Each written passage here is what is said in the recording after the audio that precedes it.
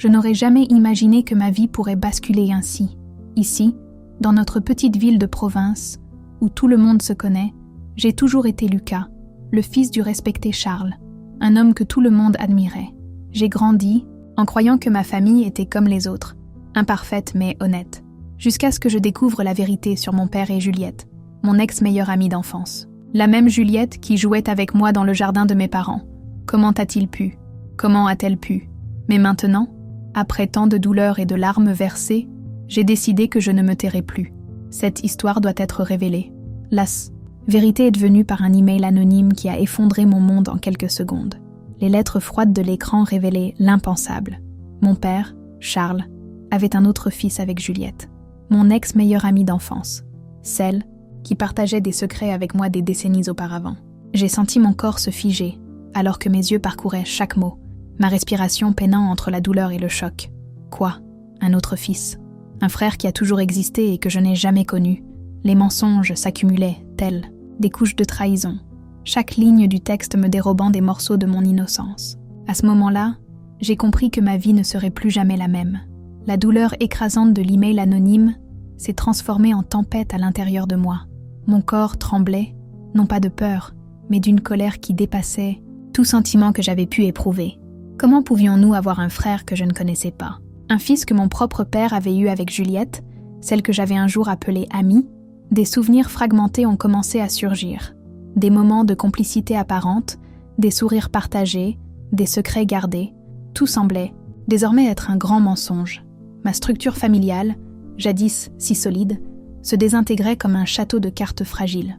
J'ai passé des heures à fixer l'écran, essayant de déchiffrer chaque mot, chaque détail de l'email. Mon esprit tournoyait dans un carrousel de questions sans réponse. Quel âge avait ce garçon? Où vivait-il? Quelle était sa vie? Et le plus important, pourquoi mon père m'a-t-il maintenu dans l'ignorance si longtemps? La vulnérabilité initiale a rapidement été remplacée par une colère chirurgicale. Je ne serais plus le fils docile qui avalait des couleuvres. Chaque mensonge serait exposé, chaque secret à la lumière du jour. Mon père devait comprendre que ses actions n'échapperaient pas aux conséquences. « Tu penses vraiment pouvoir construire une vie de mensonges et que je resterai silencieux ?» y murmurai-je à moi-même, sentant une énergie différente m'envahir. Je n'étais plus Lucas, le soumis, mais quelqu'un prêt à démonter tout le théâtre familial. Juliette, mon ex-amie, comment a-t-elle pu me trahir de cette manière? Des années de complicité, des confidences partagées dans le jardin, et tout cela n'était qu'un grand théâtre. Son silence était aussi coupable que celui de mon père. La douleur a commencé à se transformer en carburant. Chaque larme que j'ai versée se convertissait en détermination. Je ne serais plus la victime. Je serais celui qui déterrera la vérité. Ma famille devait comprendre que les secrets trouvent toujours un moyen d'échapper.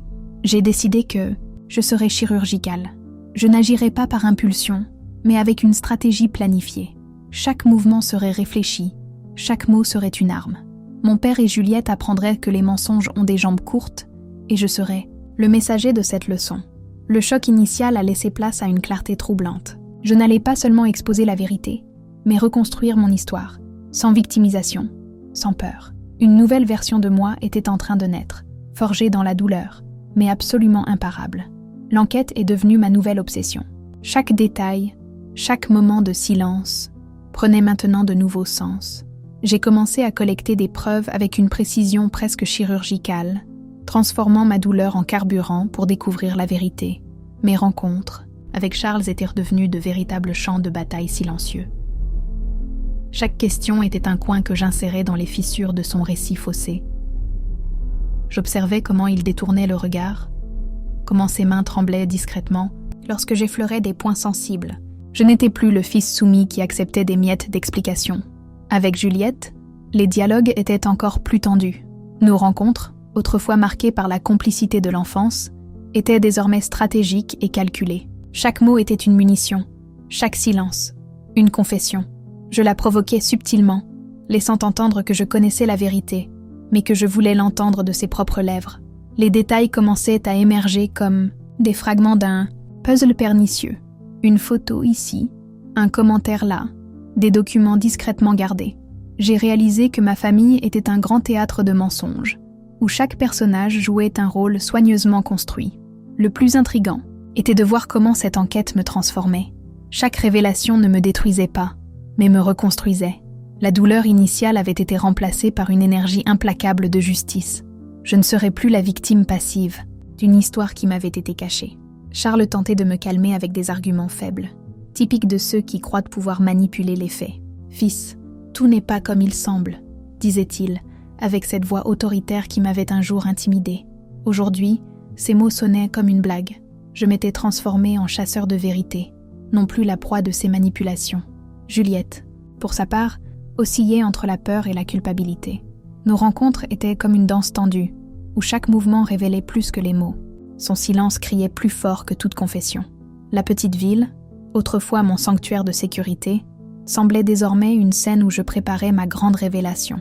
Tous les secrets, tous les mensonges seraient exposés. Non, par vengeance, mais par un besoin presque sacré de vérité.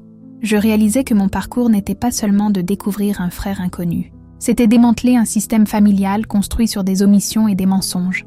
Chaque preuve que je collectais m'habilitait un peu plus, transformant ma douleur initiale en une force imparable de révélation. La vérité ne serait plus négociable. Elle serait exposée, nue et crue, sans filtre, sans pitié. Une scène de confrontation se dessinait dans le salon de l'ancienne maison de mes parents. Le silence était dense, presque palpable. Mon père, Charles, assis dans son fauteuil habituel, tentait de garder son calme, mais ses yeux révélèrent la terreur d'être démasqué. « Je veux la vérité, père.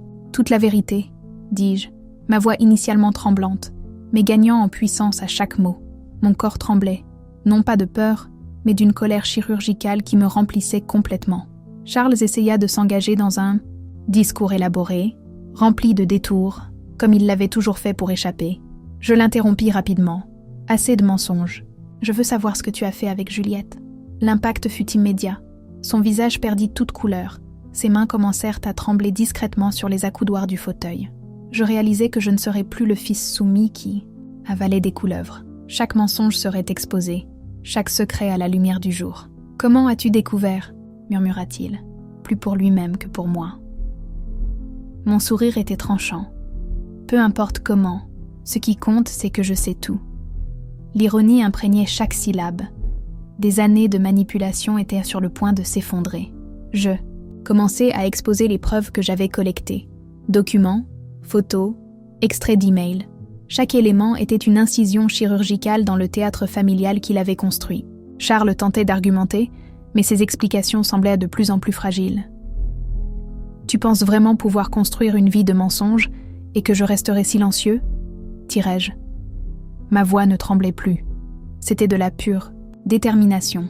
La confrontation se transforma en un tribunal silencieux où j'étais à la fois juge, procureur et partie lésée. Chaque révélation ne me détruisait pas, mais me reconstruisait. La douleur initiale avait été remplacée par une énergie imparable de justice. « Je ne suis pas venue ici pour détruire », dis-je finalement. « Je suis venue pour exposer la vérité. Et la vérité trouve toujours son chemin. » Charles était vaincu, non par la révélation elle-même, mais par la force avec laquelle j'ai affronté la situation. Je n'étais plus le fils qui le contrôlait, mais un homme déterminé à réécrire sa propre histoire. La vérité ne serait plus négociable. Elle serait exposée, nue et crue, sans filtre, sans pitié. L'escalade du conflit se déroula comme une toile complexe de secrets et de manipulations. Après le choc initial, je réalisais que je ne pouvais plus rester passif face à tant de mensonges. Mon père, Charles, tentait de minimiser la situation, utilisant le même ton autoritaire. Chaque tentative de sa part d'inverser la narration ne faisait qu'accroître ma détermination. Je commençais à collecter des preuves avec une précision presque chirurgicale. Des documents discrets, des conversations interceptées, des regards complices, tout devenait des munitions pour démasquer la vérité. Juliette, mon ex-amie, oscillait entre la peur et la culpabilité. Nos rencontres étaient devenues une danse tendue, où chaque mot lâchait plus que ce qu'elle souhaitait. Je réalisais qu'elle aussi était prisonnière d'une toile de silence et d'omission. Mais cela ne me toucherait pas. Je voulais des réponses, pas de la compassion. Les conversations avec mon père se transformèrent en véritables champs de bataille. Chaque question était un coin que j'insérais dans les fissures de sa narration, fausse. J'observais comment il détournait le regard, comment ses mains tremblaient discrètement lorsque j'effleurais des points sensibles. Je n'étais plus le fils soumis qui acceptait des miettes d'explication. Je réalisais que ma famille était un grand théâtre de mensonges. où chaque personnage jouait un rôle soigneusement construit. Les détails surgissaient comme des fragments d'un puzzle maléfique. Une photo ici, un commentaire là, des documents discrètement gardés, tout commençait à faire sens. La vérité ne serait plus négociable. Elle serait exposée, nue et crue, sans filtre, sans pitié. Ma douleur initiale se transformait en une énergie implacable de justice. Je ne serais plus la victime passive d'une histoire qui m'avait été cachée. Je m'étais transformée en chasseur de vérité. Charles tentait de me calmer avec des arguments faibles, typiques de ceux qui croient pouvoir manipuler les faits. « Fils, tout n'est pas comme il semble », disait-il, avec cette voix que j'avais un jour trouvée intimidante. Aujourd'hui, ces mots sonnaient comme une moquerie. L'enquête était devenue ma fixation. Chaque détail, chaque moment de silence, prenait maintenant de nouveaux sens. Je transformais ma douleur en carburant pour dévoiler la vérité qui m'avait été volée pendant tant d'années. Je ne serais plus le fils qui avalait des couleuvres. Je serais celui qui ramènerait à la surface la vérité sans se soucier de qui serait blessé. Je réalisais que mon chemin allait au-delà de découvrir un frère inconnu. C'était à propos de démanteler un système familial construit sur des omissions et des mensonges. Chaque preuve que je collectais me donnait de la force, transformant ma vulnérabilité initiale en un pouvoir irrésistible de révélation. Le théâtre familial était sur le point de s'effondrer, et j'allais en être le metteur en scène. La pièce était maintenant en mouvement, avec de multiples acteurs jouant leur rôle. Les membres de ma famille, les visages marqués, assistaient à la lutte entre l'amour et la trahison. Qui aurait cru qu'une seule révélation pourrait revenir pour hanter cet héritage familial si soigneusement entretenu? Le temps passa, et, au milieu de cette tourmente, je découvris que révéler la vérité n'était pas la fin, mais un nouveau commencement. Je devins davantage que celui qui avait été trahi. Je fus le Christ de ma propre croix, savourant la libération que la vérité m'apportait. Cela ne signifiait pas que mes relations avec ma famille redeviendraient un jour normales. Non, je n'aspirais plus à être un fils parfait, mais à être un homme sincère, capable d'accepter des imperfections tout en exigeant la vérité. Le faux-semblant, la manipulation, tout cela devait disparaître. Je n'accorderais plus de place à l'illusion. Les mois qui suivirent furent un mélange de douleur, de guérison et de rédemption. Charles et Juliette étaient dans un état constant de flux. Je voyais que mon père travaillait sincèrement à restaurer notre relation. Son intention, bien que maladroite, était de me prouver qu'il voulait un lien authentique. Mais je restais attentif, me souvenant de la trahison, même si je commençais à voir en lui un homme complexe. Une nouvelle dynamique s'installait dans notre famille. Les réunions, autrefois insouciantes, devenaient des occasions de discussions profondes, d'échanges sur nos ressentis. Nous apprenions à nous connaître différemment, à travers l'honnêteté et l'ouverture, punching bag de nos vieilles rancœurs. Mon frère inconnu, dont le nom avait été chuchoté à voix basse, devenait quelqu'un d'important dans ma vie. Je voulais que nos rencontres soient marquées par une authenticité, une solidité. Il n'était pas responsable des mensonges des adultes, et je souhaitais lui offrir une chance de faire partie de ce nouveau chapitre. Et ainsi, nous avons avancé, ensemble, en famille, dans un processus d'apprentissage, de déconstruction et de renaissance. Les secrets qui avaient défié notre unité s'ouvraient progressivement, et j'apprenais à pardonner, non par obligation, mais par libération. Chaque dialogue, chaque échange échangé semblait briser des chaînes. Je ne pouvais pas effacer le passé, mais je pouvais choisir d'en faire un tremplin vers un avenir plus fort. Une nouvelle histoire se tissait, remplie de nuances et de couleurs, au-delà du noir et blanc de la trahison. La douleur des mensonges. Familiaux devait me servir de leçon d'humanité. Chaque cicatrice, chaque épreuve façonnait mon identité, sans jamais détruire la possibilité d'un amour authentique. Je n'étais plus un enfant fait de rêves brisés, mais un homme capable de se relever et d'amour. Ainsi, je continue mon chemin, la tête haute, le cœur ouvert, conscient que chaque vérité, renforcée, énoncée avec courage, répare les fissures des anciennes fondations. La vie se poursuit, affûtée, éclairée par cette histoire vécue, en moi et autour de moi.